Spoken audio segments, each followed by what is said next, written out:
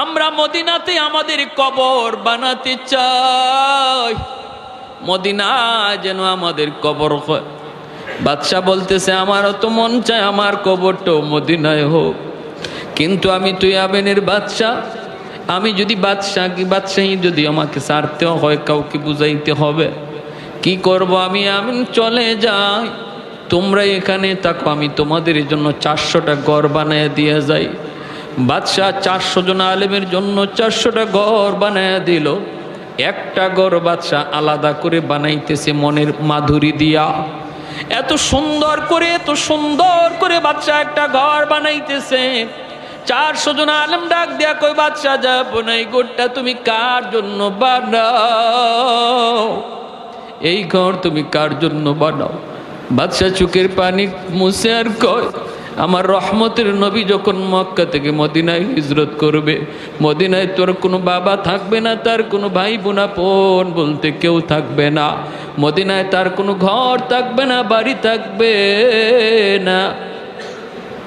মায়ার নবীর জন্য আমি তার জন্মের 1000 বছর আগে মদিনায় ঘর বানায়া দিয়া গেলাম, যেন হিজরত করে আমার নবী মদিনায় আসার পর কারো বাড়িতে যাইতে না হয়, কারো ঘরে ঢুকতে না হয়, নবী যেন নিজের ঘরে ঢুকতে পারে। এই ঘরটা মনের মাধুরী দিয়া বাদশা বানায় দেয়, আর ঘরটার তালা দিয়া চাবিটা আমির সাহেবের হাতে বুঝায় দেয়। বাদশা কান্দে, আমির সাহেব চাবিটা হাতে নেন, আপনার মৃত্যুর আগে আপনি আপনার চাবিটা আপনার ছেলেরে বুঝায় যাবেন, ছেলেরে বলবেন সে যেন তার ছেলের হাতে বুঝায় দেয়া যায়, তারে বলবেন সে যেন বুঝায় যায়। এইভাবে এই চাবির প্রকৃত মালিক হলেন রহমতের নবী, মায়ার নবী। আর আমার একটা চিঠি, আমি চিঠিটাও দিয়া গেলাম, চিঠিটাও আমানত হিসাবে রাখবা, আমার নবীর হাতে যেন চিঠিটা যায় পৌঁছে। আমি সব চিঠি আর চাবি হাতে রাখল। এ ভাই, আমার নবী 1000 বছর পরে নবী দুনিয়া আসলেন, নবী আস্তে আস্তে বড় হলেন। এরপরে নবী দাওয়াত দিলেন মক্কার মানুষগুলিকে, তারা কিছু মানলো কিছু মানলো না, নবীকে মক্কায় থাকতে দিল না, বের করে দিল। আমার নবী রাতের অন্ধকারে মক্কা ছেড়ে বের হয়ে চলে আসতেছেন। মক্কার কাছাকাছি আইসা নবী মক্কার দিকে তাকায় চোখের পানি ঝরায় নবী কান্দে আর কয়, এরে মক্কা, আমি তোমার কুলে ছোট থেকে বড় হয়েছি, আমি তোমার মাটিতে কত দৌড়াদৌড়ি করেছি, কত খেলাধুলা করেছি। আজকে আমার আপন মানুষগুলা আমাকে আমার জন্মভূমিতে থাকতে দিল না, আমার মায়ার মানুষগুলা, আমার রক্তের মানুষগুলা আমার মায়ার দেশে আমাকে থাকতে দিল না। নবী যখন চোখের পানি জোরে জোরে কান্দে, আল্লাহ পাক জিব্রাইল পাঠায় দিছে, জিব্রাইল আমার বন্ধুরে যা বলো আর যেন না কান্দে, আমি আল্লাহ সইতে পারি না।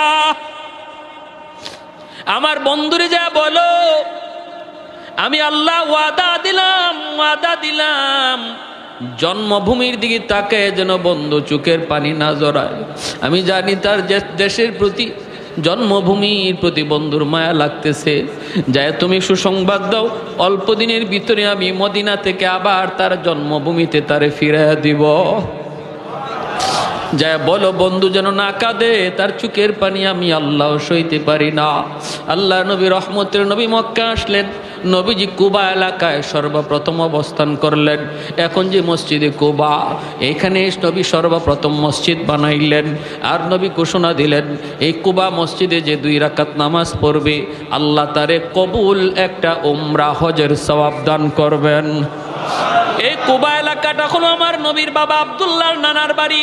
এই জায়গাটাতে আমার নবীর কিছু আত্মীয় স্বজন ছিল, এজন্য কুবা এলাকায় নবী সর্বপ্রথম অবস্থান করলেন, মসজিদ বানাইলেন। মদিনা থেকে মানুষ নবীকে সুস্বাগতম জানানোর জন্য কুবার দিকে রওনা দিছে, সবাই কুবার দিকে রওনা দিছে। এইদিকে ওই আমির সাহেবের হাতে ইয়ামেনের বাদশার দেওয়া যে চিঠি আর চাবি ছিল, এই চিঠি আর চাবি আমানত হিসাবে আস্তে আস্তে হাত পর হাত, এক হাত থেকে আরেক হাত হইতে হইতে সর্বশেষ আমির সাহেবের বংশের যেই লোকটার কাছে সর্বশেষ এই চিঠি আর চাবি এসে পৌঁছল, তার নাম হলো আবু আইয়ুব আনসারী রাদিয়াল্লাহু আনহু। সর্বশেষ এই চিঠি আর চাবি হযরত আবু আইয়ুব আনসারী রাদিয়াল্লাহু তাআলা আনহুর হাতে এই চিঠি আর চাবি এসে পৌঁছলো। মদিনার মানুষজন কুবার দিকে যায়, মানুষেরা কয়, আবু আইয়ুব তুমি কি যাইবা না নবীকে আগে আনতে? আবু আইয়ুব আনসারী কয়, তোমরা যাও, আমি একটা ঘর মোছামুছি করতেছি, পরিষ্কার করতেছি। বলি ঘর কার ঘর? কয় বুঝবা সব পরে সব তোমরা জানবা, তোমরা যাও। আমার মন বলে তোমরা নবীকে যে খুঁজে তালাশ করো, আর আমার নবী আমাকে খুঁজতে এখানে আসবে। আমার মন বলে মায়ার নবী আমাকে খুঁজতে এখানে আসবে, কারণ আমার আল্লাহ অবশ্যই তার বন্ধুকে জানায় দিছে, বন্ধু তোমার ঘর রেডি আছে, এখনো ওই ঘরের তালা কেউ খুলে না, সবার আগে তুমি যায় তালা খুলবা। আল্লাহ নবী রহমতের নবীর কাছে মদিনার মানুষজন যা বলতেছে, নবী গো আমার বাড়িতে আপনি আগে উঠুন। ওগো নবী আমার অতটা বাড়ি আছে, এতটা ঘর আছে, থাকার কোনো সমস্যা নাই। আল্লাহ নবীকে যার যার বাড়িতে নেওয়ার জন্য সবাই পাগল পারা হয়ে গেল। মায়ার নবী দয়ার নবী তখন বলতেছেন, আমি কার বাড়িতে থাকবো, কার বাড়িতে উঠবো আমি জানি না, আমি কোথায় যাব এটা জানেন আমার আল্লাহ জানে। আমার উটনি, আমি যেই উটের উপরে সওয়ার হয়েছি এই উট জানে আমার ঠিকানা কোথায় হবে। আল্লাহু আকবার। কৌনৈন মুখতারে খুদা তুমকো বানায়া, कौनैन मुख्तार खुदा तुमको बनाया, उम्मत का निगाहबान खुदा तुमको बनाया, उम्मत का निगाहबान खुदा तुमको बनाया। मौला मेरा आका मेरा रहमत की नबी है, ताजदार मदीना है तुम्हारे अरबी है, ताजदार मदीना है तुम्हारे अरबी है। अशजार ने देते हैं नबूवत के शहादात, तशकीक कमर में है तो अंगुल की इशारात। আমার নবীর আঙ্গুলের ইশারায় চাঁদ দুই টুকরা ওইসেনি না ওইসে না? আল্লাহুম্মা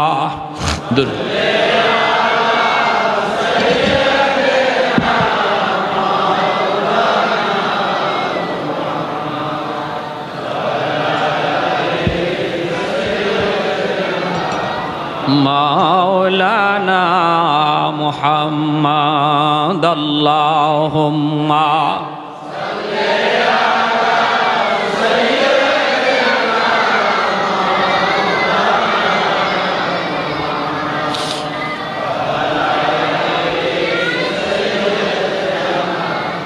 মাওলানা মুহাম্মদ। ভাইরা আমার জন্য বলতেছিলাম, আল্লাহ নবী বলতেছে আমি জানি না কোথায় যাব, কোন দিকে যাব, জানেন আমার আল্লাহ জানে। আমার উটনি মায়ার নবী উটের পিঠে উঠে গেলেন। সাহাবায়ে কেরাম মদিনার মানুষ যাদেরকে আনসার বলা হয়, নবীর সাথে যারা মক্কা থেকে মদিনায় হিজরত করেছে তাদেরকে মুহাজির বলা হয়, আর মদিনার মানুষ যারা নবীকে সাহায্য করেছে তাদেরকে আনসার বলা হয়। আনসার শব্দের অর্থই হলো সাহায্যকারী। তারা সাহায্য করেছেন, জায়গা দিয়েছেন, ঘর দিয়েছেন, টাকা দিয়েছেন, সব দিক দিয়ে সহযোগিতা করেছেন, বিদায় তাদের নাম হলো আনসার। সবাই যায়, যান না শুধু একজন, তিনি কে? আবু আইয়ুব আনসারী।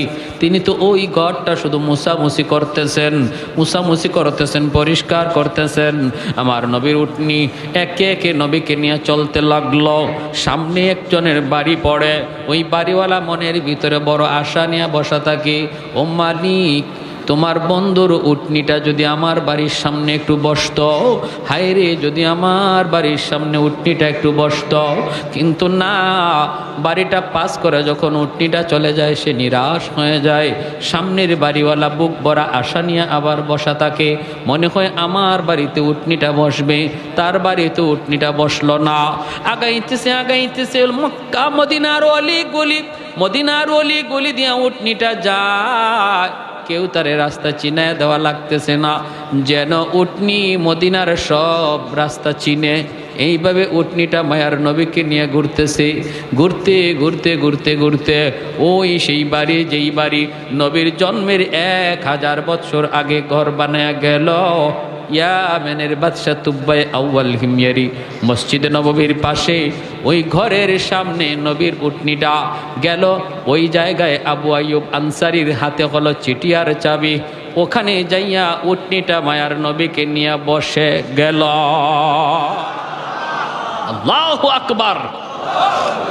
আবু আইয়ুব আনসারী আমার নবী, রহমতের নবী, মায়ার নবী ডাক দেয়া বলতেছেন, আবু আইয়ুব কোথায় আমার চিঠি আর চাবি, আমার হাতে দাও। কেউ বলে নাই। ওই সময় মদিনার মানুষ নবীর সাথে হিজরতকারী আবু বকর, কেউ জানে না এই চিঠির ইতিহাস কি, চাবির ইতিহাস কি। আল্লাহ নবী দেয়া বলতেছেন, আবু আইয়ুব কোথায় আমি নবীর চিঠি আর চাবি, তোমার কাছে আমানত, আমার আমানত আমার হাতে বুঝায় দাও। আবু আইয়ুব আনসারী চোখের পানিটা মুছে আর কয়, নবী গো, আমি ভালো করে জানতাম গো নবী, আপনাকে আমার আল্লাহ সব জানায় দিবে, আর আপনি ঠিকই আমার খুঁজেই পর্যন্ত পৌঁছে যাবেন। আমি তো কুবা বোঝাইতে পারতাম, যাই নাই। আমি আপনার ঘরটা মুছামুছি করতেছি গো আল্লাহর নবী। মায়ার নবী চিঠিটা আর চাবিটা হাতে নিয়েছেন। হাতে নিয়ে মায়ার নবী চিঠিটা খুললেন। চিঠিটা খোলার পরে নবী দেখেন লিখছে তুব্বাই আউয়াল হিময়ারি, নবীর জন্মের 1000 বছর আগের চিঠি। এই চিঠিতে ইয়ামেনের বাদশা লেখছে, ও গো মায়ার নবী, রহমতের নবী, সরওয়ারে দু জাহান, সাইয়্যিদুল মুরসালিন, নবী গো, সফরে বের হয়ে আপনার মদিনাতুল মুনাওয়ারার সন্ধান পেয়ে গেছি। আমার 400 জন আলেম মদিনায় রয়ে গেছি, ওদের কবর হবে আপনার কবরের পাশে। মন চাইছিল আমিও থাকতাম, কিন্তু পারলাম না। আমি বাদশাহ হয়ে ইয়ামেন ফিরে গেলাম। ওগো নবীজি, আমি আপনার জন্য একটা ছোট্ট হাদিয়া রেখে গেলাম গো নবী, একটা ছোট্ট কামরা। মদিনায় যেদিন আপনি হিজরত করে আসবেন, আপনি ওই কামরার মধ্যে আগে ঢুকবেন। এই ঘরের মালিক হলেন আপনি। আমি আপনার উপরে আপনার জন্মের 1000 বছর আগে ঈমান আনলাম। জন্মের 1000 বছর আগে ঈমান আনলো ইয়ামেনের বাদশাহ তুব্বাই আউয়াল হিময়ারি। ভাইরা আমার জন্য বলতেছি, আমার নবীর সম্মানের কথা কি বলবো, সারা রাত বললেও শেষ হবে না। দরজার সামনে আবু জাহেল একটা গর্ত বানাইছে, বিশাল গর্ত। এই গর্তটা চাটাই দিয়ে ঘিরে রাখছে। আল্লাহর নবী তারে দেখতে আসবেন, আমার নবী তিনি জানবেন না। আর পা দেওয়া মাত্রই নবী গর্তে চলে যাবেন। উপর থেকে আবু জাহেল লোকগুলি নিয়ে নবীকে মাটি দিয়ে ফেলবে। নাউজুবিল্লাহ, জোরে কর। এত বড় চক্রান্ত, নবীকে জিন্দা কবর দিয়া দিতে চায় আবু জাহেল। আল্লাহ নবীর কাছে আবু জাহেলের লোকগুলি গেছে, যায় বলতেছে, মোহাম্মদ তোমার চাচা আবু জাহেল খুব অসুস্থ,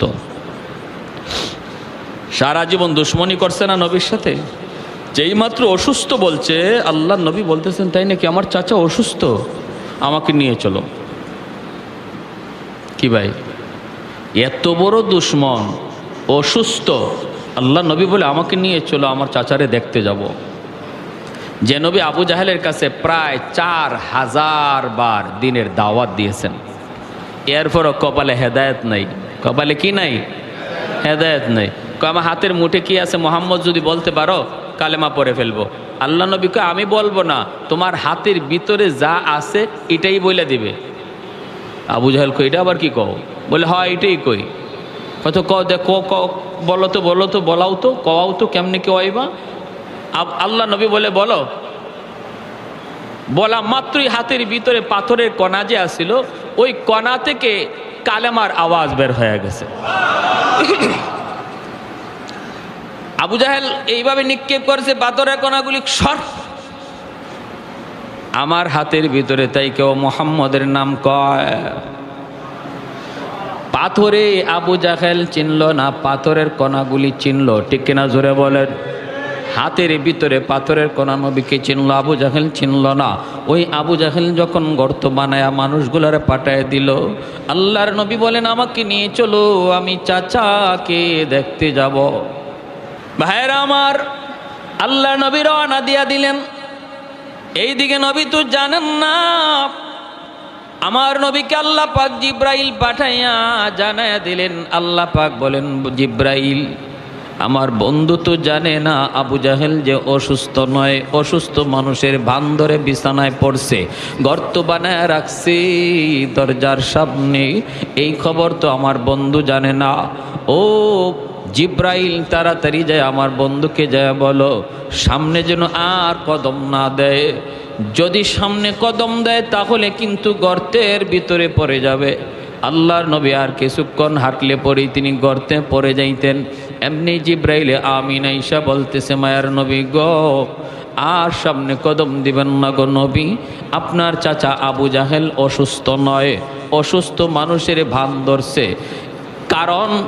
কারণ হলো দরজার সামনে একটা গর্ত বানাইছে, ওই গর্তের ভিতরে আপনাকে ফালায়া মারতে চায়। আল্লাহ নবীর সাথে সাথে দাঁড়ায় গেলেন, রিটার্ন নবী চলে যাইতেছেন। জিব্রাইল কানে কানে বলে দিছে, নবী দেখছে, লোকগুলি দেখে নাই। ওরা বলতেছে, বাতিজা মোহাম্মদ তুমি কি যাবা না? নবী বলেন, আমি যাব না, তোমরা যাও। ওরা কয়, হায় হায় আসলো দেখলাম, এখন আবার জায়গা, কারণ কি? এই ফাঁকে আমার নবীরে জানাইছেন কে? আর একটু জোরে বলেন কে? আবু জাহেল নবীরে মারতে চাবে আর আল্লাহ বসে বসে দেখবে? আর একটু জোরে বলেন, দেখবে নাকি? আমার নবীর কোনো ক্ষতি হবে আর মালিক চায় চায় দেখবে? এটা হতে পারে না, কারণ একজন আর একজনের বন্ধু, ঠিক কিনা জোরে বলেন? বন্ধু বিপদে পড়লে আরেক বন্ধু জান ধরে দেয়। এজন্য আল্লাহ পাক রব্বুল আলামিন কয়, বন্ধু বডিগার্ড তোমার লাগবে না, সাহাবীর বডিগার্ড লাগবে না, ডানে লোক লাগবে না, বামে লোক লাগবে না, দিনে পাহারাদার লাগবে না, রাতে পাহারাদার লাগবে না। আল্লাহু ইয়াসিমুকা মিনান নাস। ও বন্ধু আমি আল্লাহ ঘোষণা দিলাম, ডানো আমি আল্লাহ তোমার সামনে, আমি আল্লাহ পিছনো আমি আল্লাহ তোমার সামনে, ডান দিকও আমি তোমার সামনে, বাম দিকও আমি আল্লাহ তোমার সামনে, উপরেও আমি আল্লাহ তোমার সামনে। বন্ধু আমি নিজেই তোমার পাহারাদার। এজন্য আল্লাহ পাক জানায় দিলেন, জিব্রাইল আমিন যেই মাত্র আমার নবীকে খবর দিলেন, নবী আর সামনে যান না। মায়ার নবী রিটার্ন চলে আইতেছেন। লোকগুলা যায় বলতেছেন, নেতা ও নেতা আর ঘুমায় থাকা লাগবে না, উঠে যাও, বাতিজা তোমার আসে নাই। আবু জাহেল লাভ দিয়ে বিছানা থেকে উঠছে। কস কি? বলে হ আসছিল ভালোই, কে কি কইলো কাউরে দেখলামও না, আবার চলে যাইতেছে। আবু জাহেল বিছানা থেকে ওইটা কয়, কই আমার বাতিজা কই? কইয়া দরজা দিয়া লাভ দিছে, দৌড় দিছে।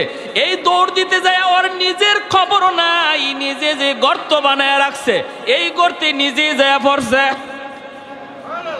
যেই গর্ত আমার নবীর জন্য বানাইছিল এই গর্তে কে পড়ছে? আবু জাহেল। কে পড়ছে?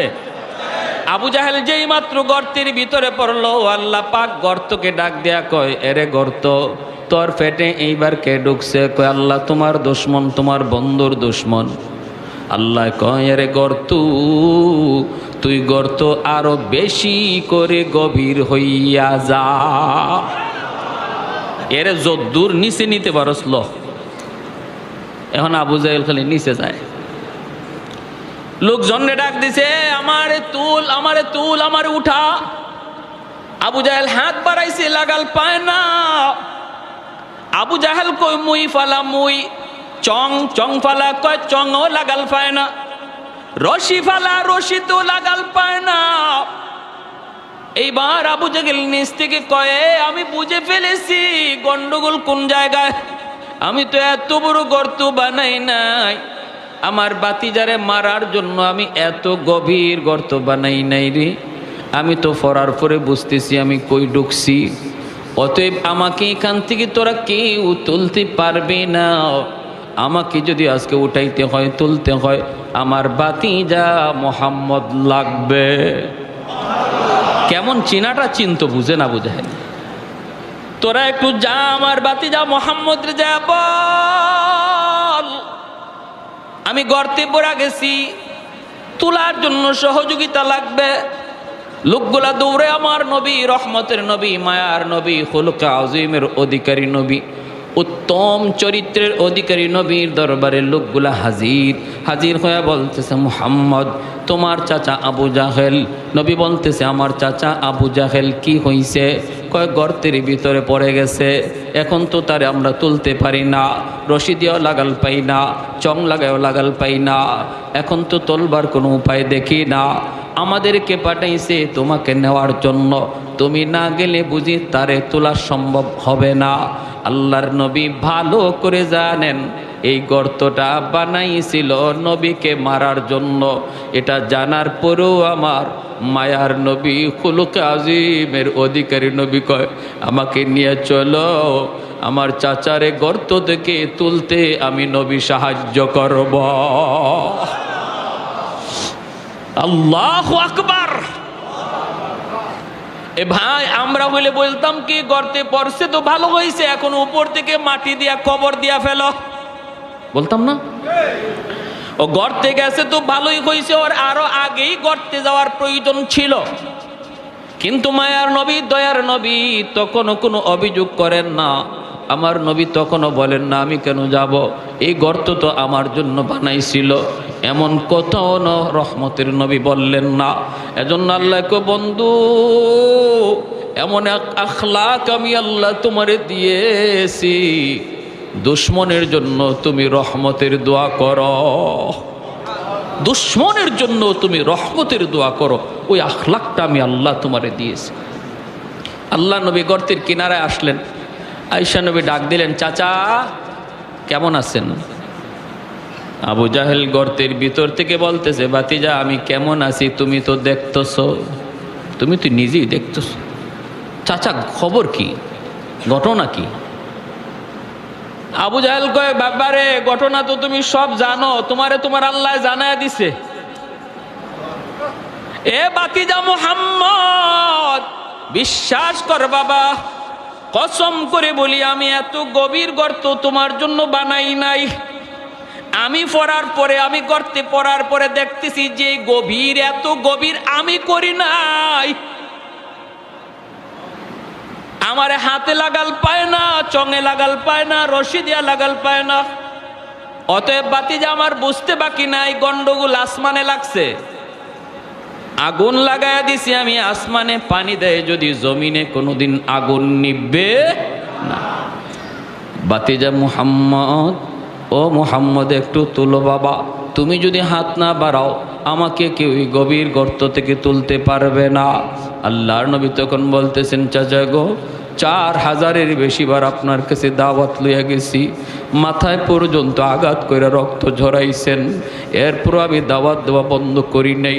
ও চাচা, জীবনের শেষ সময় গর্তের উপর থেকে তুমি অন্তত বলো, এতটুকু যখন বুঝলা আমি হাত না বাড়াইলে তুমি উঠতে পারবা না, এতটুকু যখন বুঝছো বাকিটা তুমি বুঝো না কেন?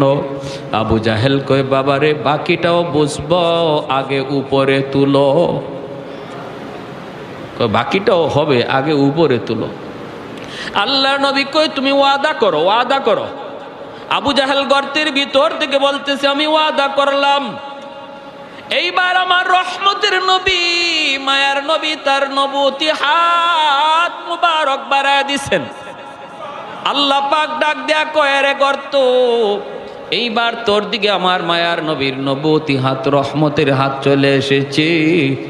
আমার নবীর বরকতি হাত যেখানে লাগে সেখানেই বরকতের ছোঁয়া লেগে যায়। তোর দিকে আমার বন্ধুর বরকতি হাত বাড়ায় দিছে রে গর্ত, আর আবু জাহেল রে নিচে লাগবি না, উপরে উঠে আমার বন্ধুর হাতের সাথে হাত মিলায়া দে। লিফটের মতো আবু জাহেলকে গর্তের ভিতর থেকে উপরে উঠাইতে লাগলো। আমার নবী, রহমতের নবী, মায়ার নবীর হাত মোবারক আবু জাহেল ধরলো, নবীজি টান দিয়া উপরে উঠায় ফেললেন। আল্লাহু আকবার।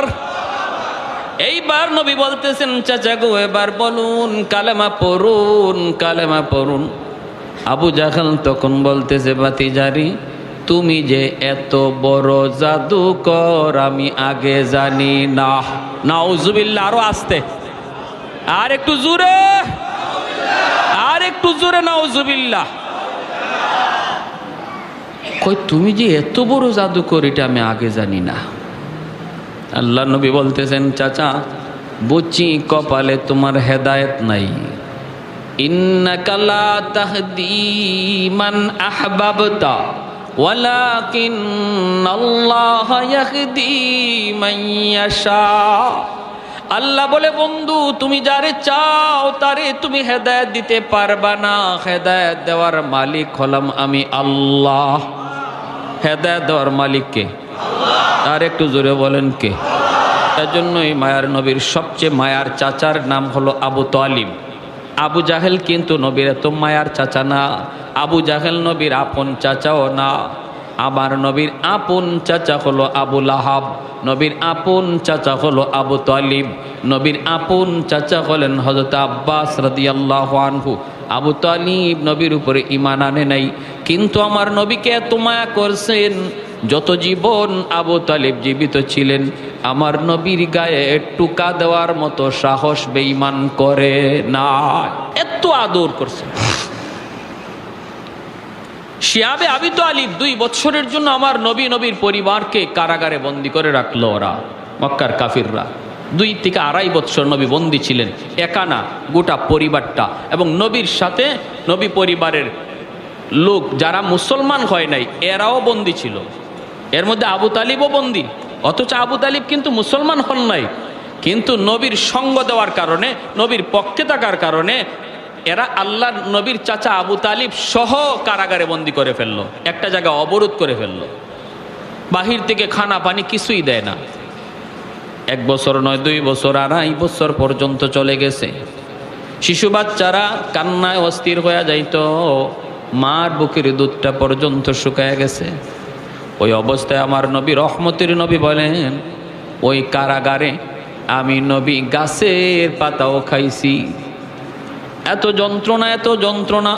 রাতের অন্ধকারে আমার পায়ের নিচে নরম কি যেন একটা জিনিস পড়ছে, পেটের ক্ষুধায় যন্ত্রণায় সাহাবীরা রে, ওই দিন আমি পায়ের নিচ থেকে উঠাইয়া কি খাইছিলাম পেটের ক্ষুধায় আমি নবী আজও জানি না। আজও আমি জানি না ওই দিন কি খাইছিলাম। সেই আবু তালিব আমার নবী রহমতের নবী, ওই বন্দি দশায় নবী যেই খাটের মধ্যে ঘুমাইতেন, আবু তালিব আল্লাহ নবীর ঘরের চতুর্দিকে পাহারা দিতেন, পাহারা, দরজার সামনে পাহারা দিতেন। নবী একদিন ঘুম থেকে উঠে গেছেন, ওইটা বলতেছেন, চাচা আপনি ঘুমান না, রাত গভীর হয়ে গেছে, আপনি বুঝি ঘুমান না? আবু তালিব বলতো, বাতিজা মুহাম্মদ, বাতিজা আমার ভয় হয়, আবু জাহেলের লোকগুলা রাতের অন্ধকারে তোমার ঘরে ডুইকা তোমার কোনো ক্ষতি করে ফেলে কিনারে বাতিজা, এজন্য আমি রাতে ঘুমাইতে পারি না, ঘুম থেকে লাফ দিয়ে উঠে যায়, আমার বাতিজার জানি কি হইতেছে। আল্লাহ নবী এজন্য আবু তালিবের ইন্তেকালের সময় মায়ের নবী চোখের পানি জড়ায় জড়ায় কাঁদতেছেন, আর কাছে যায় বলতেছেন, চাচা গো একবার শুধু আমার কানে কানে আপনি কালেমাটা পড়ে নিন, কিয়ামতের ময়দানে আমি নবী আপনারে না লইয়া জান্নাতে যাইমু না। আল্লাহ নবী এত অনুনয় বিনয় করে চোখের পানিটা জড়ায় জড়ায় নবী কাঁদতেছেন আর বলতেছেন। আবু জাহেল, উতবা, সাইবা লোকগুলা পাশে দাঁড়ায় আছে, ওরা দেখতেছে আবু তালিব মনে হয় কালেমা পড়ে ফেলবে। এমনি আবু জাহেল ডাক দেয়া কয়, আবু তালিব তুমি আমাদের নেতা ছিলা, সারা জীবন বাপদাদার ধর্মের উপরই ছিলা, মৌতের সময় যদি মুহাম্মদের ধর্ম লইয়া মরো, মক্কার মানুষ তোমারে কাপুরুষ কইব, কাপুরুষ। কি কয় শুনছেন? মক্কার মানুষ তোমারে কাপুরুষ কইব, মৌতের সময় মুহাম্মদের ধর্ম লইয়া মরছে, ভাতিজার ধর্ম লইয়া মরছে। এ আবু তালিব তুমি চিন্তা করে দেখো। এইভাবে যখন বলছে আমার নবী রহমতের নবীকে আবু তালিব বলতেছে, বাতিজা আমি ভালো করে জানি রে বাতিজা, তুমি সত্য, তুমি নবী সত্য, তোমার ধর্ম সত্য, এরপরও পারলাম না আমি, মৃত্যুর পর ওরা আমাকে অপবাদ দিবে। এভাবে ইমান সারাই তার ইন্তেকাল হলো। নবী চোখের পানিটা জড়ায় জড়ায় কাঁদতেছেন। ওই সময় আমার আল্লাহ আয়াত নাজিল করে কয়, বন্ধু তুমি যারে ভালোবাসো তারে তুমি হেদায়েত দিবা, বিষয়টা এমন না, হেদায়েতের খাজানার মালিক হলাম আমি আল্লাহ। জাহান্নামের সর্বনিম্ন শাস্তিটা দেওয়া হবে নবীর চাচা আবু তালিবকে। এক জোড়া জুতা পরাইয়া দেওয়া হবে জাহান্নামের। আল্লাহ নবী বলেন এই জাহান্নামের এক জোড়া জুতা পরানো হবে কেন? পায়ের তালার মধ্যে এই জুতাটা। এরও একটা হিকমত লেখছেন মুহাদ্দিসিনে কেরাম হাদিসে। আবু তালিবের শরীরের এমন কোনো জায়গা বাকি ছিল না যেখানে আমার নবীর পবিত্র দেহের ছোঁয়া লাগে নাই। আদর করতে গিয়ে ছোট্টবেলা থেকে আমার নবীরে আদর করতে গিয়া নবীর দেহটা তার দেহে লাগে নাই এমন কোনো জায়গা বাকি ছিল না, শুধুমাত্র পায়ের তালা ছাড়া। শুধুমাত্র পায়ের তলা, পায়ের তলাটা ছাড়া বাকি সব জায়গায় নবীর দেহের ছোঁয়া লাগছে। এজন্য জাহান্নামের আগুন ধরতে পারে না। পায়ের তালার মধ্যে যেহেতু নবীর ছোঁয়া লাগে নাই, এজন্য আল্লাহ জাহান্নামের দুটা জুতা পরাইয়া দিবে। এতে করেই মাথার মগজ, ভাত যেভাবে টকবক করে, ভাত যেভাবে টকবক করে ওই রকম মাথার মগজ টকবক করবে। নবী বলেন এটাই জাহান্নামের সর্বনিম্ন শাস্তি, যে শাস্তিটা আল্লাহ আমার চাচা আবু তালিবকে দিবে। এটা সর্বনিম্ন। সর্বনিম্ন শাস্তিটা যদি এমন হয় যে জুতার গরমে পায়ের মাথার মগজ টকবক করে, তাহলে এর চেয়ে কষ্টের শাস্তিটা কেমন হইতে পারে? আল্লাহু আকবার। আল্লাহ তুমি আমাদেরকে জাহান্নামের আযাব থেকে বাঁচাও, আল্লাহ হেফাজত করো। সবাই বলে আমিন। ওয়া ইন্নাকা লাআলা খুলুকিন আযীম। এজন্যই আল্লাহ পাক রব্বুল আলামিন বলে, বন্ধু তোমাকে আমি আল্লাহ খুলুকে আযীমের অধিকারী করেছি। বন্ধু এত সুন্দর আখলাক, এত সুন্দর ব্যবহার আমার নবীর ছিল। ভাইরা বন্ধুরা, এত সুন্দর কেন সুন্দর হবে না? কারণ তিনি কুল কায়নাতের মধ্যে শ্রেষ্ঠ। যেই নবীর আগমনের উসিলায় আল্লাহ কায়নাতকে সাজাইছে, যেরকম সুবহানাল্লাহ। আসমান আল্লাহ সাজাইছে নবীর কারণে, জমিন আল্লাহ সাজাইছে নবীর কারণে, আমাকে আপনাকে সাজায় রাখছে আল্লাহ নবীর কারণে। যেরকম না সুবহানাল্লাহ। ভাইরা বন্ধুরা, জন্য নবী দুনিয়াতে আগমনের বহু আগেই আল্লাহ পাক আসমানি কিতাবগুলার ভিতরে আমার নবীর আগমনের খবর আল্লাহ দিয়া দিছে রে বন্ধু। আল্লাহ পাক রব্বুল আলামিন বলতেছে, মুহাম্মাদুর রাসূলুল্লাহ ওয়াল্লাযীনা মাহু আশিদ্দাউ আলাল কুফফার রুহামাউ বাইনাহুম তারাহুম রুকআন সুজদান ইয়াবতাগুনা ফাদলাম মিনাল্লাহ মিনাল্লাহি ওয়া রিদওয়ানা সীমাহুম ফি উজুহিহিম মিন আথারিস সুজুদ যালিকা মাসালুহুম ফিত তাওরাতি ওয়া মাসালুহুম ফিল ইনজিল। তাওরাত কিতাবের ভিতরে আমার নবীর আলোচনা আসেনি না নাই? ইনজিল কিতাবের মধ্যে আসেনি না নাই?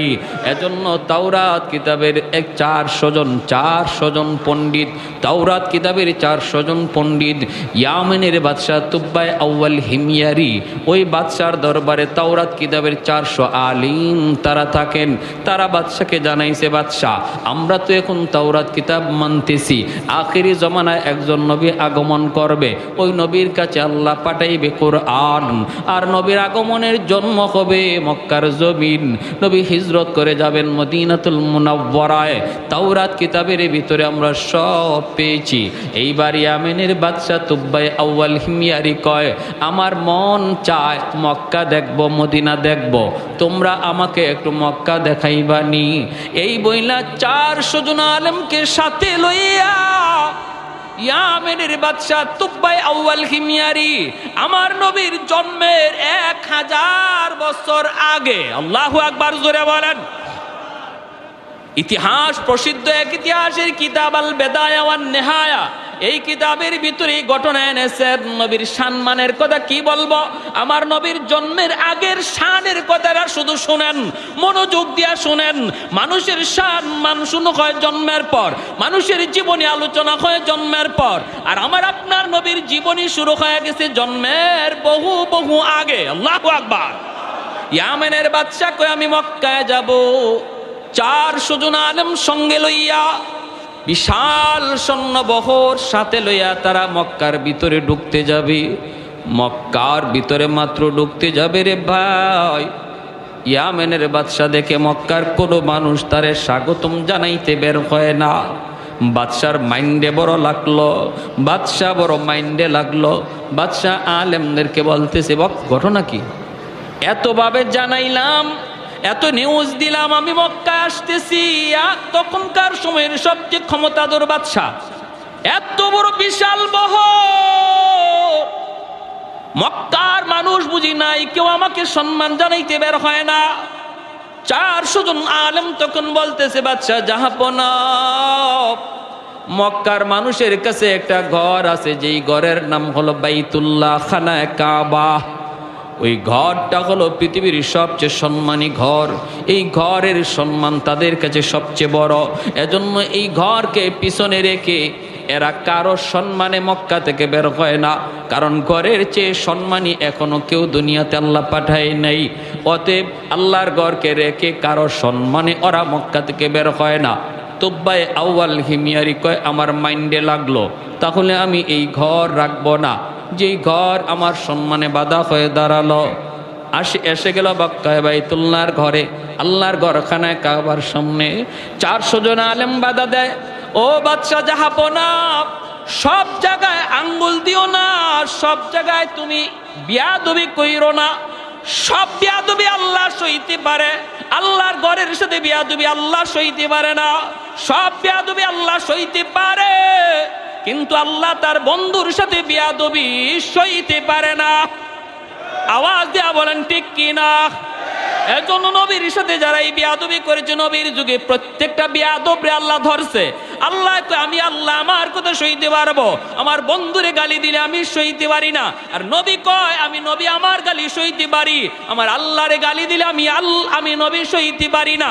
বন্ধু বন্ধুর জন্য কতটা পাগল!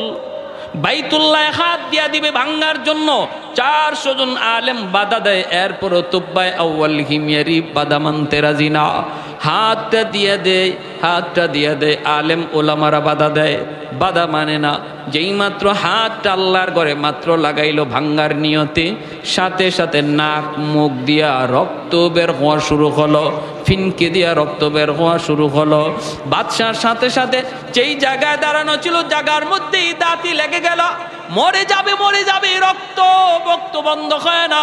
এইবার আলেমরা বলতেছে, বাদশা বারবার বলেছিলাম বেয়াদবি সব জায়গায় আল্লাহ সহ্য করে না, কেন তুমি এমনটা করতে গেলা?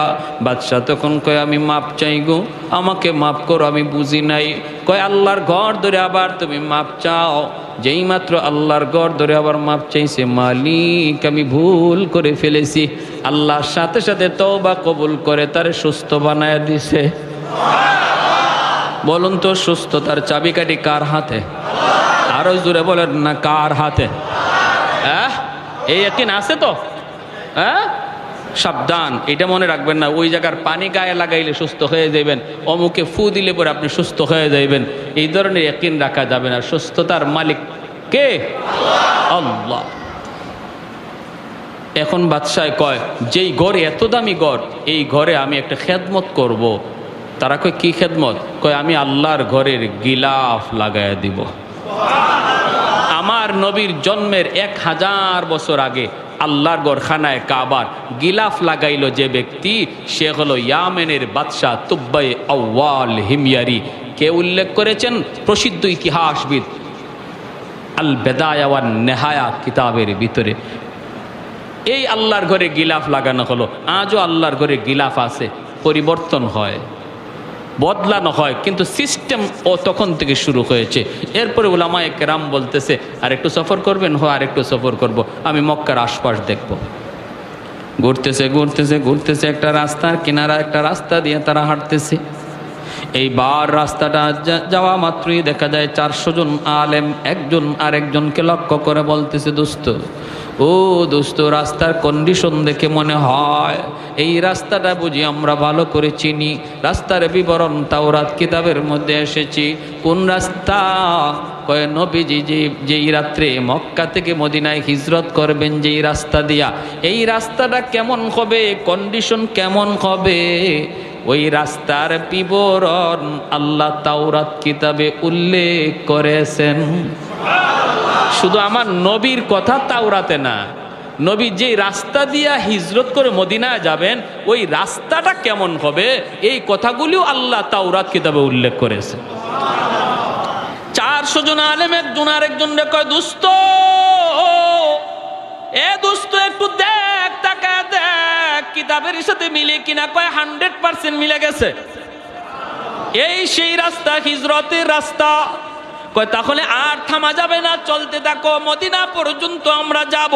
তখন তো মদিনায় কোনো ঘর নাই, বাড়ি নাই, মদিনায় কোনো ঘর নাই, বাড়ি নাই, কিন্তু তারা বলতেছে আমরা মদিনা পর্যন্ত যাব। কারণ মদিনা কোন জায়গাটা হবে, ওই জায়গার আবহাওয়া কেমন হবে, এই জায়গার এলাকাটা কেমন হবে আল্লাহ তাও তাওরাত কিতাবে উল্লেখ করেছেন। অতএব আমরা মাটি দেখলে বুঝে ফেলবো এটাই হবে সোনার মদিনা। যাইতেছেন সোনার মদিনায় যাইয়াই 400 জন তাওরাতের আলেম ডানে বামে তাকায়, পাহাড় পর্বত দেখে জমিনের পরীক্ষা করে সবাই শুকরিয়া তান আল্লাহর কদমে সেজদায় পড়ে গেছে। বাদশা বলতেছে, উলামায়ে কেরাম আমাকে একটু খুলে বলো না কি কয়েছে। কয় শুকরান আলহামদুলিল্লাহ, আমরা মদিনাতুল মুনাওয়ারার সংবাদ পেয়ে গেছি, সন্ধান পেয়ে গেছি। কয় কোন জায়গা? কয় যেখানে আপনি আমি দাঁড়ায় আছি গো বাদশাহ, এই জায়গায় হবে সোনার মদিনা, যেখানে আখিরি নবী চিরনিদ্রায় শুয়ে থাকবেন। মক্কার আপন মানুষগুলি নবীকে মক্কায় থাকতে দিবে না, রক্তের মানুষগুলো আমার নবীকে পিটায় রক্তাক্ত করবে। সেই নবী চোখের পানি মুইসা মদিনার দিকে হিজরত করবে, আর এই হবে সেই সোনার মদিনা। এখানেই বসতি গড়ে উঠবে, এখানেই নবী শুয়ে থাকবে। এই কথা বলা মাত্র উলামায়ে কেরাম কান্দে আর কয়, বাদশা জাহাপনা, আপনি আপনার ইয়ামিন চলে যান, আপনার সৈন্য সামন্ত লয়ে আপনি ইয়ামিন চলে যান। কিন্তু আমরা সিদ্ধান্ত নিয়েছি মদিনার সংবাদ যেহেতু পেয়ে গেছি, সন্ধান যেহেতু পেয়ে গেছি, আমরা বাকি জীবন এই জায়গায় কাটায় দিব। এখানেই যেন আমাদের মরণ হয়, এখানেই যেন আমাদের কবর হয়, আমাদের কবরের পাশ দিয়ে যেন রহমতের নবী হাঁটা চলা করে, আমার নবী রহমতের নবীর পায়ের ধুলায় যেন আমরা কবরে শান্তি পাই। যেরকম সুবহানাল্লাহ। এ ভাই একটু মনোযোগ দিয়ে শোনো রে নবীর আশিক, একটু তোমার আমার নবীর শান মানের কথাগুলি একটু শোনো। আমি তো শুধু শানের কথাগুলা বলতেছি, আমার নবী এখনো আসেনি নাই দুনিয়ায়। দুনিয়া আসার আগে নবীর শান কি ছিল ওই কথাগুলি শুধু একটু বলতেছি, মনোযোগ দিয়ে শোনো। আজকে কার প্রেমে পাগল হয়েছো তুমি? কোন খেলোয়াড়ের প্রেমে পাগল হয়েছো? কোন মানুষের প্রেমে পাগল হয়েছো? পাগল যদি হওয়ার কথা, মহব্বত যদি তোমার করার কথা, ইশক ভালোবাসা যদি তোমার অন্তরে নেওয়ার কথা, তিনি হবেন তোমার নবী, তোমার কান্ডারি নবী, নবী মুহাম্মাদুর রাসূলুল্লাহ সাল্লাল্লাহু আলাইহি ওয়াসাল্লাম। উলামায়ে কেরাম কয়, বাদশা আপনি চলে যান, আমরা ইয়ামেন ফিরে যাব না, আমরা মদিনাতে আমাদের কবর বানাতে চাই, মদিনা যেন আমাদের কবর হয়। বাদশা বলতেছে, আমারও তো মন চায় আমার কবরটাও মদিনায় হোক, কিন্তু আমি তো ইয়ামেনের বাদশা, আমি যদি বাদশাহী যদি আমাকে ছাড়তেও হয়, কাউকে বুঝাইতে হবে, কি করব? আমি ইয়ামেন চলে যাই, তোমরা এখানে থাকো, আমি তোমাদের জন্য 400টা ঘর বানিয়ে দিয়ে যাই। বাদশাহ 400 জন আলেমের জন্য 400টা ঘর বানায় দিল। একটা ঘর বাদশাহ আলাদা করে বানাইতেছে মনের মাধুরী দিয়া, এত সুন্দর করে বাদশাহ একটা ঘর বানাইতেছে। 400 জন আলেম ডাক দিয়া কই, বাদশাহ যাব না, এই ঘরটা তুমি কার জন্য বানাও? এই ঘর তুমি কার জন্য বানাও? বাদশাহ চোখের পানি মুছে আর কয়, আমার রহমতের নবী যখন মক্কা থেকে মদিনায় হিজরত করবে, মদিনায় তোর কোনো বাবা থাকবে না, তার কোনো ভাই বোনাপন বলতে কেউ থাকবে না, মদিনায় তার কোনো ঘর থাকবে না, বাড়ি থাকবে না। মায়ার নবীর জন্য আমি তার জন্মের 1000 বছর আগে মদিনায় ঘর বানায়া দিয়া গেলাম, যেন হিজরত করে আমার নবী মদিনা আসার পর কারো বাড়িতে যাইতে না হয়, কারো ঘরে ঢুকতে না হয়, নবী যেন নিজের ঘরে ঢুকতে পারে। এই ঘরটা মনের মাধুরী দিয়া বাদশা বানায় দেয়, আর ঘরটা তালা দিয়া চাবিটা আমির সাহেবের হাতে বুঝায় দেয়। বাদশা কান্দের আমির সাহেব চাবিটা হাতে নেন, আপনার মৃত্যুর আগে আপনি আপনার চাবিটা আপনার ছেলেরে বুঝায় যাবেন, ছেলেরে বলবেন সে যেন তার ছেলের হাতে বুঝায় দেয়া যায়, তারে বলবেন সে যেন বুঝায় যায়। এইভাবে এই চাবির প্রকৃত মালিক হলেন রহমতের নবী, মায়ার নবী। আর আমার একটা চিঠি, আমি চিঠিটাও দিয়া গেলাম, চিঠিটাও আমানত হিসাবে রাখবা, আমার নবীর হাতে যেন চিঠিটা যায় পৌঁছে। আমি সব চিঠি আর চাবি হাতে রাখলো। এ ভাই, আমার নবী 1000 বছর পরে নবী দুনিয়া আসলেন, নবী আস্তে আস্তে বড় হলেন। এরপরে নবী দাওয়াত দিলেন মক্কার মানুষগুলিকে, তারা কিছু মানলো কিছু মানলো না, নবীকে মক্কায় থাকতে দিল না, বের করে দিল। আমার নবী রাতের অন্ধকারে মক্কা ছেড়ে বের হয়ে চলে আসতেছেন। মক্কার কাছে কাছে আইসা নবী মক্কার দিকে তাকায় চোখের পানি ঝরায় নবী কান্দে আর কয়, এরে মক্কা, আমি তোমার কুলে ছোট থেকে বড় হয়েছি, আমি তোমার মাটিতে কত দৌড়াদৌড়ি করেছি, কত খেলাধুলা করেছি। আজকে আমার আপন মানুষগুলা আমাকে আমার জন্মভূমিতে থাকতে দিল না, আমার মায়ার মানুষগুলা, আমার রক্তের মানুষগুলা আমার মায়ার দেশে আমাকে থাকতে দিল না। নবী যখন চোখের পানি জোরে জোরে কান্দে, আল্লাহ পাক জিব্রাইলকে পাঠায় দিছে, জিব্রাইল আমার বন্ধুরে যা বলো আর যেন না কান্দে, আমি আল্লাহ সইতে পারি না। আমার বন্ধুরে যা বলো, আমি আল্লাহ ওয়াদা দিলাম জন্মভূমির দিকে তাকে যেন বন্ধু চোখের পানি না জড়ায়।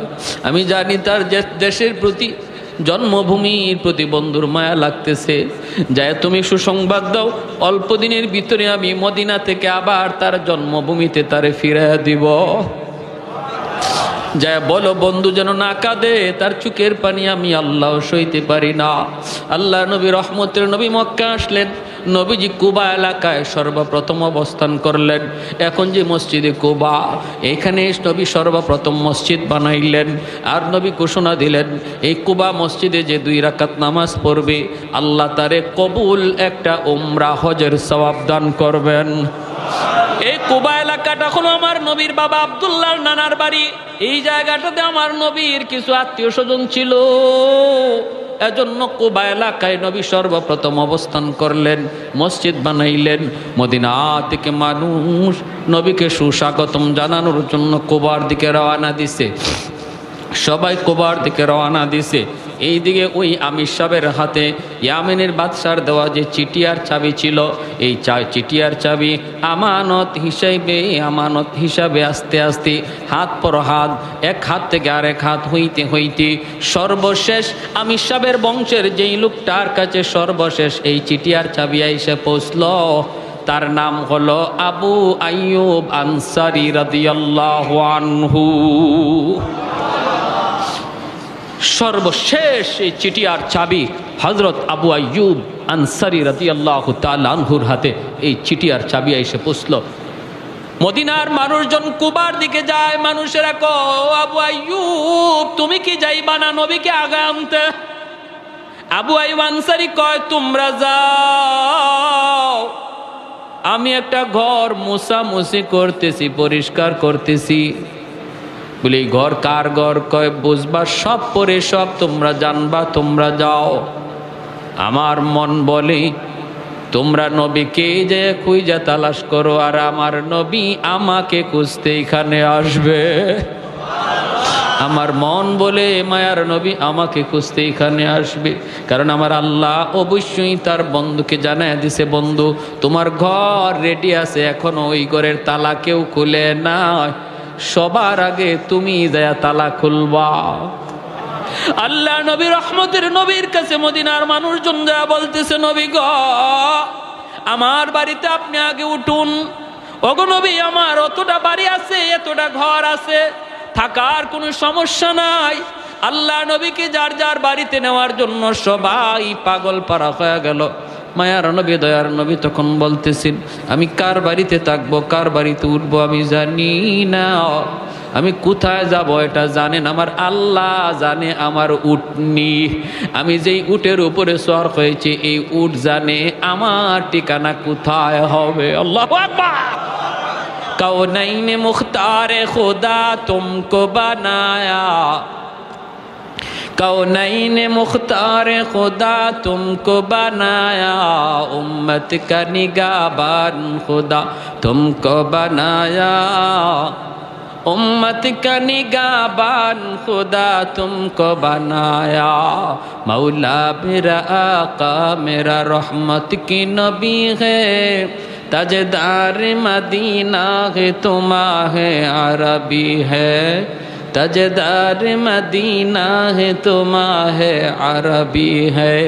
अशजार ने देते हैं नबूवत के शहादत, तशकीक कमर में है तो अंगुल की इशारात। আমার নবীর আঙ্গুলের ইশারায় চাঁদ দুই টুকরা ওইছে না ওইছে না। আল্লাহুম্মা দুর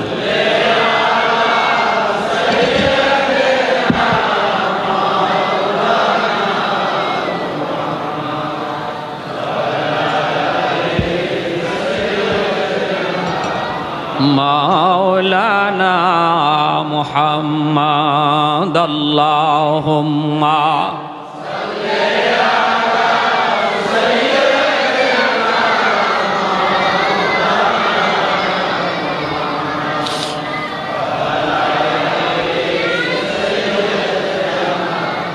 মাওলানা মুহাম্মদ। ভাইরা আমার, এজন্য বলতেছিলাম আল্লাহ নবী বলতেছে আমি জানি না কোথায় যাব, কোন দিকে যাব, জানেন আমার আল্লাহ জানে। আমার উটনি, মায়ার নবী উটের পিঠে উঠে গেলেন। সাহাবায়ে কেরাম, মদিনার মানুষ যাদেরকে আনসার বলা হয়, নবীর সাথে যারা মক্কা থেকে মদিনায় হিজরত করেছে তাদেরকে মুহাজির বলা হয়। আর মদিনার মানুষ যারা নবীকে সাহায্য করেছে তাদেরকে আনসার বলা হয়। আনসার শব্দের অর্থই হলো সাহায্যকারী। তারা সাহায্য করেছেন, জায়গা দিয়েছেন, ঘর দিয়েছেন, টাকা দিয়েছেন, সব দিক দিয়ে সহযোগিতা করেছেন, বিদায় তাদের নাম হলো আনসার। সবাই যায়, যান না শুধু একজন। তিনি কে? আবু আইয়ুব আনসারি। তিনি তো ওই ঘরটা শুধু মুছামুছি করতেছেন, পরিষ্কার করতেছেন। আমার নবীর উটনি একে একে নবীকে নিয়ে চলতে লাগলো। সামনে একজনের বাড়ি পড়ে, ওই বাড়িওয়ালা মনের ভিতরে বড় আশা নিয়ে বসা থাকে, ও মালিক, তোমার বন্ধুর উটনিটা যদি আমার বাড়ির সামনে একটু বসতো, হায় রে যদি আমার বাড়ির সামনে উটনিটা একটু বসতো। কিন্তু না, বাড়িটা পাস করে যখন উটনিটা চলে যায় সে নিরাশ হয়ে যায়। সামনের বাড়িওয়ালা বুক ভরা আশা নিয়ে আবার বসা থাকে, মনে হয় আমার বাড়িতে উটনিটা বসবে, তার বাড়িতে উটনিটা বসলো না। আগাইতেছে মক্কা মদিনার অলি গলি দিয়ে উটনিটা যায়, কেউ তারে রাস্তা চিনায় দেওয়া লাগতেছে না, যেন উটনি মদিনার সব রাস্তা চিনে। এইভাবে উটনিটা মায়ার নবীকে নিয়ে ঘুরতেছে। ঘুরতে ওই সেই বাড়ি, যেই বাড়ি নবীর জন্মের 1000 বছর আগে ঘর বানায়া গেল। ইয়ামেনের বাদশা তুব্বাই আউয়াল হিময়ারি মসজিদে নববীর পাশে ওই ঘরের সামনে নবীর উটনিটা গেল। ওই জায়গায় আবু আইয়ুব আনসারীর হাতে হলো চিটিয়ার চাবি। ওখানে যাইয়া উটনিটা মায়ার নবীকে নিয়ে বসে গেল। আল্লাহু আকবার। আবু আইয়ুব আনসারী, আমার নবী, রহমতের নবী, মায়ার নবী ডাক দেয়া বলতেছেন, আবু আইয়ুব কোথায় আমার চিঠি আর চাবি, আমার হাতে দাও। কেউ বলে নাই। ওই সময় মদিনার মানুষ, নবীর সাথে হিজরতকারী আবু বকর, কেউ জানে না এই চিঠির ইতিহাস কি, চাবির ইতিহাস কি। আল্লাহ নবী দা বলতেছেন, আবু আইয়ুব কোথায় আমি নবীর চিঠি আর চাবি তোমার কাছে আমানত। আমার আমানত আমার হাতে বুঝায় দাও। আবু আইয়ুব আনসারী চোখের পানিটা মুছে আর কয়, নবী গো, আমি ভালো করে জানতাম গো নবী, আপনাকে আমার আল্লাহ সব জানায় দিবে, আর আপনি ঠিকই আমার খুঁজেই পর্যন্ত পৌঁছে যাবেন। আমি তো কুবা যাইতে পারতাম, যাই নাই, আমি আপনার ঘরটা মুছামুছি করতেছি গো আল্লাহর নবী। মায়ার নবী চিঠিটা আর চাবিটা হাতে নিয়েছেন, হাতে নিয়ে মায়ার নবী চিঠিটা খুললেন। চিঠিটা খোলার পরে নবী দেখেন লিখছে তুব্বাই আউয়াল হিমিয়ারি, নবীর জন্মের 1000 বছর আগের চিঠি। এই চিঠিতে ইয়ামেনের বাদশাহ লেখছে, ও গো মায়ার নবী, রহমতের নবী, সরওয়ারে দু জাহান, সৈয়দুল মুরসালিন, নবী গো, সফরে বের হয়ে আপনার মদিনাতুল মুনাওয়ারার সন্ধান পেয়ে গেছি। আমার 400 জন আলেম মদিনায় রয়ে গেছি, ওদের কবর হবে আপনার কবরের পাশে। মন চাইছিল আমিও থাকতাম, কিন্তু পারলাম না, আমি বাদশাহ হয়ে ইয়ামেন ফিরে গেলাম। ওগো নবীজি, আমি আপনার জন্য একটা ছোট্ট হাদিয়া রেখে গেলাম গো নবী, একটা ছোট্ট কামরা। মদিনায় যেদিন আপনি হিজরত করে আসবেন, আপনি ওই কামরার মধ্যে আগে ঢুকবেন, এই ঘরের মালিক হলেন আপনি। আমি আপনার উপরে আপনার জন্মের 1000 বছর আগে ঈমান আনলাম। জন্মের 1000 বছর আগে ঈমান আনলো ইয়ামেনের বাদশাহ তুব্বাই আউয়াল হিমিয়ারি। ভাইরা, আমার জন্য বলতেছি, আমার নবীর সম্মানের কথা কি বলবো, সারা রাত বললেও শেষ হবে না। মায়ার নবী, দয়ার নবী জন্মগ্রহণ করলেন। নবী জন্মগ্রহণ করলেন, মক্কার পাশ থেকে মানুষজন, মহিলারা বাচ্চা নেওয়ার জন্য আসতেছে লাইন ধরে। নবীর দুধমা হালিমা সাদিয়া, তিনিও আসতেছেন লাইন ধরে। বান্ধবীদের সাথে হালিমা সাদিয়ার উটনিটা কোনোভাবেই সাথে পাল্লা দিয়া পারে না, কারণ হালিমা সাদিয়ার উটনিটা বড় দুর্বল। আল্লাহর নবী, রহমতের নবী, মার কুলে জন্মের আগেই তো নবী বাবা হারাইলেন। আমার নবী তো এতিম। হালিমা সাদিয়া বান্ধবীদের সাথে পাল্লা দিয়ে পারলেন না, ওরা আগে চলে আসলো, কারণ উট ছিল তার বড় দুর্বল, হাঁটতে পারে না। বান্ধবীরা আগে আইসা একে একে ভালো ভালো ঘর থেকে বাচ্চাগুলি টাকার বিনিময়ে নিয়ে গেল। আমার নবীর দরজার সামনে যে হাজির হয়, হাজির হয়ে কয়, বাচ্চা আসেনি? নবীর মা আমেনা কয়, আছে তো। কয়, বাবা আসেনি? নবীর আম্মা চোখের পানিটা মুছে আর কয়, না, আমার সন্তানের বাবা নাই, আমার সন্তান মোহাম্মদ ইয়েতিম, আমার সন্তান আব্বা কুয়ে ডাক দিতে পারে না। বাবা ডাক দেওয়ার ভিতরে কত মজা আমার নবী জানে না, আব্বু ডাকটার মধ্যে কত মজা আমার নবী জানেন না। কয়, না না, এতিম সন্তান নেওয়া যাবে না, নাইলে আমরা বকশিশ বেশি পাবো না। মহিলারা একে একে চলে গেল, কেউ নবীকে নিল না। হালিমা সাদিয়া সবার পরে মক্কায় ঢুকলেন। সবাই তো ভালো ভালো ঘর থেকে বাচ্চা নিয়ে গেছে। হালিমা সাদিয়ার ভাগ্য, আমার নবীর দরজায় তারে নিয়ে আসছে। হালিমা সাদিয়া দরজার সামনে আইসা বলতেছে, বাচ্চা আসেনি? নবীর আম্মা কাঁদেন আর বলেন, আমার সন্তানের তো বাবা নাই। আছে তো বাচ্চা, বাবা নাই, এতিম, তুমি নিবানি। হালিমা সাদিয়া দরজার বাহির থেকে বলতেছে, দরজাটা একটু খুলো, তোমার মানিকের চেহারাটা এক নজর দেখাও, এরপরে সিদ্ধান্ত নিব আমি নিব কি নিব না।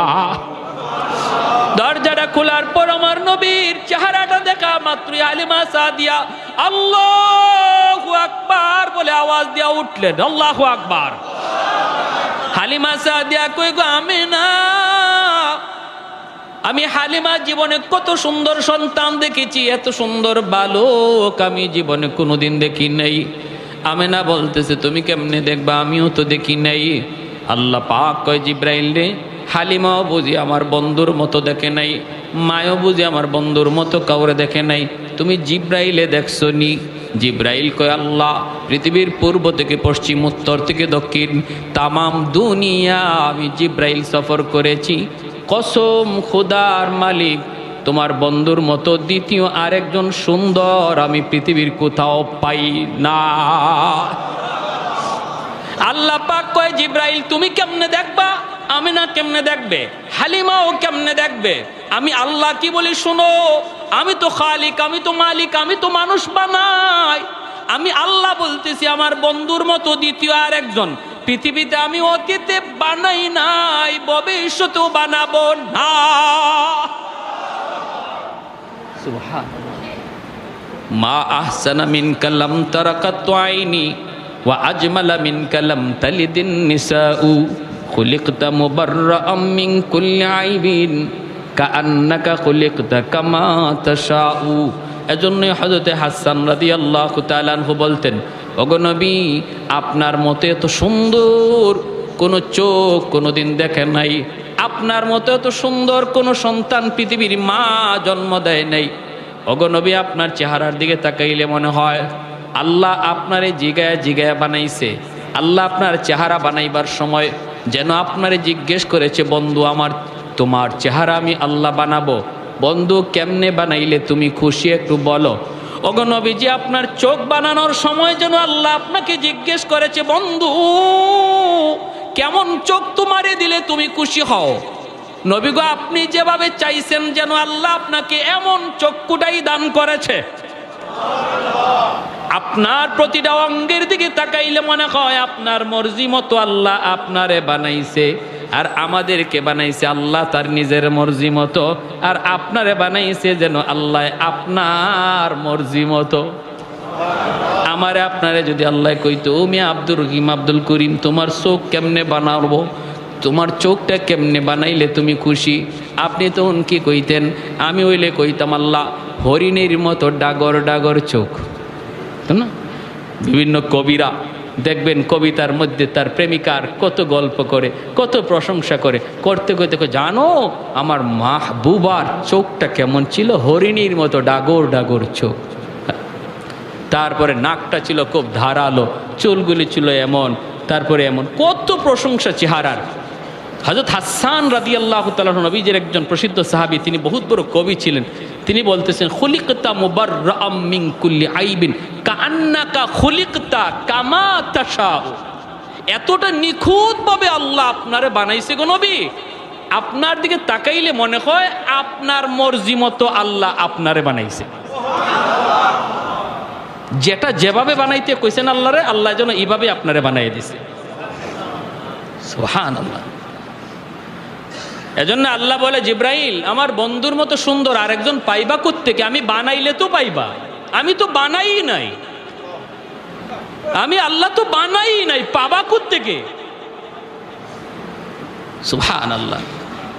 এজন্য নবীকে কোলে নিয়ে হালিমা সাদিয়া উটের পিটাইয়া বসছেন, আমার কিচ্ছু লাগবো না, আমি বাচ্চা লয়ে যাই। চেহারায় কয় অনেক কিছু, চেহারায় কয় বহুত নিয়ামত, চেহারায় কয় বহুত বরকতি বাচ্চা, বহুত বরকতি বাচ্চা।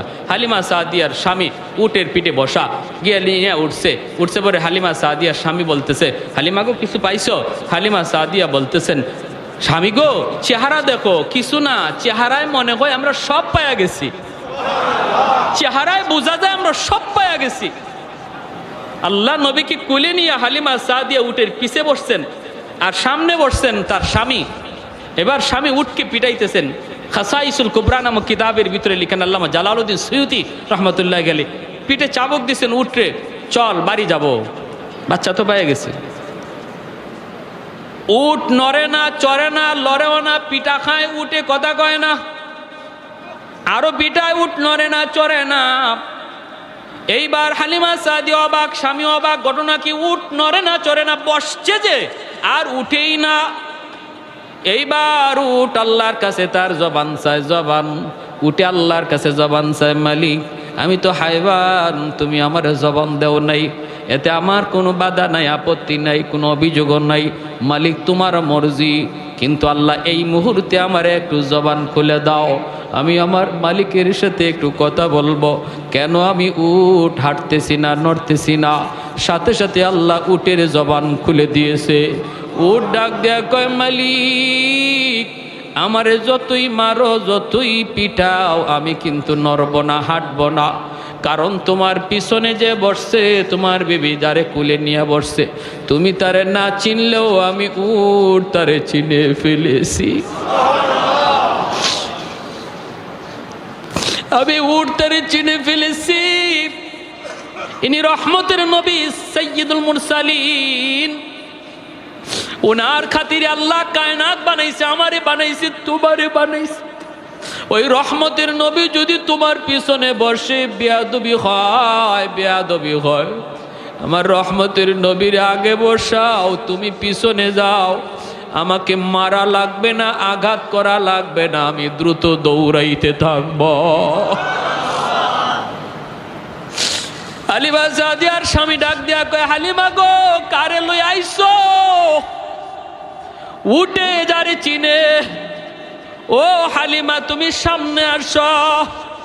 হালিমা সাদিয়া আমার নবীকে নিয়ে সামনে আইসা বসলেন। স্বামী পিছনে বসছে, উট আস্তে করে দাঁড়ায় গেছে। এইবার উঠে ডাক দিয়ে কই, মালিক একটা আবদার করি, আমার রহমতের নবী যেখানে যার উপরে চড়বে সেই পৃথিবীর শ্রেষ্ঠ হয়ে যাবে। আমার নবী আমার পিঠে উঠছে, আমি উট পৃথিবীর ভিতরে সবচেয়ে বড় ভাগ্যবান। আসার সময় আমি উটের লাগাম ছিল তোমার হাতে মালিক, এখন যেহেতু রহমতের নবী আমার পিঠে বসছে, নবীর নরম হাতে আমার উটের লাগামটা ধরায়া দাও, আমাকে পিঠা দেওয়া লাগবে না, আমি দ্রুত দৌড়াইতে থাকব। আমার রহমতের নবীর নরম হাতে যেই উটের লাগাম ধরায় দিছি, উটের শরীরের মধ্যে আল্লাহ পাক বরকত দিয়া দিছে, শক্তি আল্লাহ দিয়া দিছে। বান্ধবীরা যারা আগে ওনারে ফালায়া বাড়ি যাওয়ার ছিল, মাঝ রাস্তায় যায় ওদেরকে ক্রস করে ফেলছে। বান্ধবীরা কয়, হালিমা গো, এই উটটা এত শক্তি আসলো কোত্থেকে? আসার সময় তোমার উটের কোনো শক্তি ছিল না, তোমার উট আমাদের সাথে হাইটা পারে নাই, এখন দেখা যায় তুমি আমাদেরকে ফালায় চলে যাইতেছ, এটা কি ওই উট নাকি অন্য কোনো উট? হালিমা সাদিয়া চুকির পানি মুছে আর কয়, না রে বান্ধবীরা, এটা ওই উট, এটা কি আগের উটি, নতুন কোন উট নয়। যাবার সময় উটের লাগাম ছিল আমার স্বামীর হাতে, আর এখন উটের লাগাম হলো রহমতের নবীর হাতে। शाफ़िअ रूज़ जज़ा व ज़ा ख़तीब अंबिया, शाफ़िअ रूज़ जज़ा व ज़ा ख़तीब अंबिया, साहिब हौज़ लिवाज़िल ले खुदा रूज़ अतीद, साहिब हौज़ लिवाज़िल ले खुदा रूज़ अतीद, साहिब असरार ऊना मुझसे अकबर बरमला, इल्मे ऊ अज अव्वलिनो आखिरी अंदर मजीद, रहमतुल्लिल आलमी खंदश खुदावंद करीम, खल्क़ो खुल्क़ो कौलो फ़िअलो हदियो सिमते ऊ हमीद। जोरे बोली अल्लाहु अकबर। ওই নবী এখনো রওজায় শুয়ে শুয়ে আমার আপনার জন্য আল্লাহর কাছে কাঁদতেছে। উম্মতের প্রতিটা হরকত, প্রতিটা আওয়াজ, প্রতিটা নড়াচড়া, প্রতিটা কাজ, খবরগুলি আল্লাহ ফেরেশতার মাধ্যমে নবীর কাছে পৌঁছাইতেছে। আমরা এখানে বসে আজকে নবীর আলোচনা করতেছি, আল্লাহ ফেরেশতার মাধ্যমে নবীর কাছে পৌঁছাইতেছে। জোরে কোন সুবহানাল্লাহ। যখনই আল্লাহর নবীর কাছে এই খবর যায়, নবী গো, আপনার উম্মত আপনার আদর্শ ছেড়ে দিছে, আপনার সুন্নত ছেড়ে দিছে, তার চেহারা দেখলে আপনার উম্মত যে বোঝা যায় না, তার কাজ দেখলে আপনার উম্মত যে চেনা যায় না। ওগো নবী, ওরা তো আজকে ইহুদ খ্রিস্টানদের কালচার নিয়ে নিছে। তখন রহমতের নবী রওজায় শুয়া শুয়া চোখের পানি ঝরায় ঝরায় কান্দে, উম্মত আমি নবী তোমার জন্য উহুদের ময়দানে দান শহীদ করেছিলাম, আমি নবী তোমার জন্যই আবু জাহেলের হাতে আঘাত খেয়ে রক্ত ঝরাইছিলাম, আমি নবী তোমার জন্যই উহুদের ময়দানে রক্ত ঝরেছিল, তায়েফের জমিনে আমার রক্তে পায়ের জুতা আটকে গেছিল। ও উম্মত, আমি তোমার জন্যই করেছিলাম। আমি নবী যদি চাইতাম, আল্লাহ আমি শান্তি চাই, আল্লাহ আমি ধন দৌলত চাই, আল্লাহ বলে বন্ধু উহুদ পাহাড়টারে স্বর্ণ বানায় তোমার পিছনে ঘুরতে বলবো, তুমি যেদিকে যাবা ওইদিকে তোমার পিছনে স্বর্ণের পাহাড় ঘুরবে, স্বর্ণের পাহাড় ঘুরবে। আমি তো সব কিছুকে লাথি মেরেছি উম্মত তোমার জন্য, তোমার জন্য। আজ সেই উম্মত তুমি বুঝি আজকে আমি নবীর ভুলে গেছো, আমার নবীর আখলাক ভুলে গেছো, আমার আদর্শ ভুলে গেছো। আজকে তোমাকে মসজিদে পাওয়া যায় না, আজ তোমাকে মসজিদে পাওয়া যায় না, ওয়াজ মাহফিলে পাওয়া যায় না, আজ তোমাকে বিভিন্ন গান বাজনার অনুষ্ঠানে পাওয়া যায়। তোমার মুখের দিকে তাকাইলে পরে আমার উম্মত বলে তোমাকে চেনা যায় না। প্যারে হাজিরিনের জন্য বলি, যুবক একটু নিজেরে বুঝাও। কিয়ামতের ময়দানে ওই আমাকে যদি নবীর সামনে দাঁড় করানো হয়, আমার সুরত দেখলে নবী খুশি হবে না লজ্জা পাবে? যদি নবীর সুন্নত না ধরি, নবীর আদর্শ মতো না চলি, আমার নবীর সামনে যখন আমাকে দাঁড় করানো হবে তখন আমার নবী লজ্জা পাবে, কষ্ট পাবে। হায় রে, আমার উম্মতের বুঝি হালত। হাসরের মাঠে নবীর একটা উম্মত এরকমভাবে জাহান্নামের আসামি হয়ে রওনা দিয়া দিছে। ফেরেশতারা হাত করা পা করা লাগায় নিয়ে যাইতেছে। হযরত আদম আলাইহিস সালামের চেহারাটা হবে সবার চেয়ে উঁচু। আদম আলাইহিস সালাম হাসরবাসী মানুষকে একটা উপরে গাছ যেভাবে নিচের মানুষকে দেখে এরকমভাবে দেখবে। আদম আলাইহিস সালাম দেখতেছে একটা মানুষকে নিয়ে যাইতেছে জাহান্নামের ফেরেশতারা। তার হাত পায়ের অঙ্গগুলা চমকাইতেছিল। তার গুনার কারণেই নিচ্ছে, কিন্তু সে নামাজ পড়তো, অজু করত, আর অজুর কারণে তার অঙ্গগুলা চমকাইতেছিল। আদম আলাইহিস সালাম তখন ডাক দিবে, ইয়া মুহাম্মদ, ইয়া আহমদ, আমার নবীকে ডাক দিবে। নবীজি দৌড়ে আসবে, বাবা আমাকে কেন ডাক দিয়েছেন? আল্লাহর নবীকে আদম আলাইহিস সালাম বলবে, মুহাম্মদ আমার তো মনে হচ্ছে ওই জাহান্নামী আসামিটা তোমার উম্মত, কারণ তার অজুর অঙ্গগুলা চমকাইতেছে। মুহাম্মদ তুমি তাড়াতাড়ি যাও, তারে বাঁচাও। আল্লাহ রাসূল সাল্লাল্লাহু আলাইহি ওয়াসাল্লাম বলেন, তখন আমি কোমরের মধ্যে গামছা দিয়ে একটা বাঁধ দিব, শক্ত করে দ্রুত দৌড় দিতে গেলে মানুষ যাবে প্রস্তুতি নেয়। নবী বলেন আমি কোমরটার একটা বাঁধ দিব, বাঁধ দিয়ে একটা দৌড় দিব, দৌড় দিয়ে ফেরেশতাদেরকে বলবো, ফেরেশতারা থামো, আমার উম্মতের সমস্যাটা কোথায়, অসুবিধাটা কোথায়, আমার একটু দেখায় নাও। ফেরেশতারা থামবে না। ফেরেশতারা বলবে, আমাদের থামার কোনো সুযোগ নাই, আমরা আল্লাহর অবাধ্য হতে পারি না, আমার আল্লাহর আদেশ তারে নিয়ে যাওয়া, আমরা থামতে পারবো না। নবী দৌড়ান, হুচুট খায় নবী পয়রা যান, ওইখান থেকে নবী আবার উঠে আবার নবী দৌড় দেন, আবার দৌড় দিতে যায়, নবী স্পিডে পয়রা যান, আবার নবী উঠে ফেরেশতারা থামো, আমার উম্মতের সমস্যাটা কি, তার অপরাধটাকে আমাকে একটু বুঝায় নাও। দৌড়তে থাকবে। ফেরেশতারা যখন থামতেছি না, তখন আল্লাহর নবী এক জায়গায় বসে নিরাশ হয়ে আরশে আজিমের দিকে তাকায়া চোখের পানিটা ফালায় দেবে, ফালায় বলবে, আল্লাহ তোমার ফেরেশতারা আমার কথা শুনে না, আল্লাহ তোমার ফেরেশতারা আমার কথা শুনে না। যে চোখের পানিটা ফালায়া নবী ডাক দিবে, আল্লাহ বলে, ফেরেশতারা যে যেখানে আসো থেমে যাও, পিছনে আমার বন্ধু তোমাদেরকে ডাকতেছে। আল্লাহ নবী কাছে যাবেন, যায় বলবেন কি সমস্যা, বলে তার গুনার পাল্লা ভারী। নবী বলবেন, আমার আরেকটাবার আমার চোখের সামনে তোমরা একটু পাল্লাটা ওজন দাও। চোখের সামনে পাল্লাটা ওজন দিবে। আল্লাহ নবী তার হাত থেকে একটা কাগজের টুকরা, যে কাগজের ভিতরে তার ইমানটা ছিল নির্ভেজাল, ওই ইমানের কাগজটা একটা পাল্লায় নবী রেখে দিবে। সাথে সাথে গুনার পাল্লা হালকা হয়ে যাবে, নেকির পাল্লা ভারী হয়ে যাবে। এতটা উম্মতের জন্য পাগল যে নবী এখনও রওজায় শুয়া হাসরের মাঠেও শুধু ইয়া উম্মতি উম্মতি করবে। আর কোথায় কোন জায়গায় আমার উম্মত আটকে আছে এই খবর পেয়ে পাগলের মতো দৌড়াবে।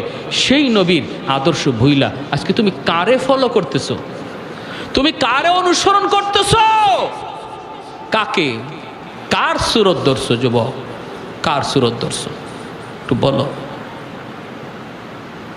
যে নবী বলতেছেন, আমি আমার মাকে পাই নাই, দুধ মাকে পেয়েছি। যে দুধ মার সেবা খেদমত নবী এতটা করলেন, মায়ের খেদমতের এতটা আদেশ দিয়া গেলেন। আজকে তোমার দ্বারা তোমার মা কষ্ট পায়, তোমার দ্বারা তোমার বাবা কষ্ট পায়, আজকে তোমার দ্বারা তোমার এলাকার মুরব্বী কষ্ট পায়, আজকে তোমার দ্বারা তোমার উস্তাদ কষ্ট পায়। বলো, এই কি তোমার নবীর আখলাক ছিল? এই কি তোমার নবীর আদর্শ ছিল? প্রতি বছর রবিউল আউয়াল এসে তোমাকে কি সবক দিয়ে যায়, আমাকে কি সবক দিয়ে যায়? সবক দিয়ে যায় আমার গোটা জিন্দিগিটা যেন নবীর আদর্শে হয়। আমার নামাজের কিবলা হবে বাইতুল্লাহ, আর জীবনের কিবলা হবে মুহাম্মাদুর রাসূলুল্লাহ। নামাজের কিবলা বলেন, আমার সাথে মুখস্থ করেন, নামাজের কিবলা বাইতুল্লাহ, জীবনের কিবলা মুহাম্মাদুর রাসূলুল্লাহ। তার মানে আমার জিন্দিগিতে যা কিছু আমি করব, খাবো এটাও নবীর তরিকায়, ঘুমাবো নবীর তরিকায়, হাঁটবো নবীর তরিকায়, হাসবো নবীর তরিকায়, ব্যবসা করব আমার নবীর তরিকায়, চাকুরি করব নবীর তরিকায়, বাবা হিসাবে ঘর শাসন করব নবীর তরিকায়, সন্তান হিসাবে চলবো নবীর তরিকায়। কারণ আমার নবী বাবাও ছিলেন, সন্তানও ছিলেন। এমন কোনো পৃথিবীর সেক্টর নাই যে জায়গাটাতে আমার নবীর আখলাক আর আদর্শ খুঁজে পাওয়া যাবে না। তুমি রাখাল হও, সেখানে দেখবা মরুর দুলাল আমার নবী, রহমতের নবী, তিনি ছাগল রাখালি করছেন, তোমার কাছে নবীর আদর্শ রয়েছে। তুমি ব্যবসায়ী হও, দেখবা শাম সিরিয়ার ব্যবসায়ী মুহাম্মদুর রাসূলুল্লাহ তোমার জন্য ব্যবসায় আদর্শ রেখে গেছেন। তুমি চাকুরিজীবী হও, দেখবা আম্মাজান খাদিজাতুল কুবরা রাদিয়াল্লাহু তাআলা আনহার ব্যবসার চাকুরি করেছেন, সেখানে তোমার জন্য আখলাক রেখে গেছেন।